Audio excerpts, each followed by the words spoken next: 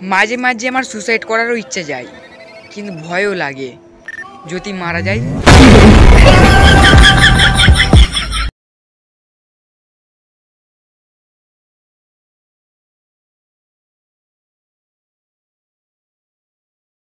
কি গার্লফ্রেন্ড? ও তো আমার কপালেই নেই।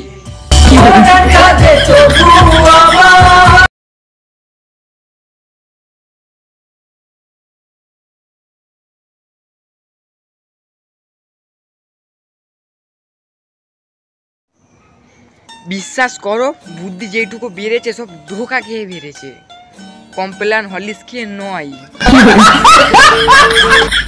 মুরগির বাচ্চার মতন একটা গার্লফ্রেন্ড ছিল, শালা কুত্তার বাচ্চা মুখে করে নিয়ে চলে গেল।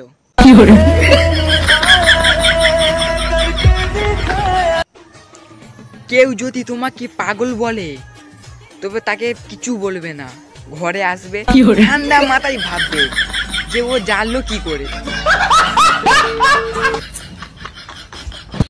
ছোটবেলায় থামস আপ খেয়ে বিয়ার খাওয়ার অ্যাক্টিং করতাম, আর এখন বিয়ার খাওয়ার পরেও থামস আপ খাওয়ার অ্যাক্টিং করতে হয়।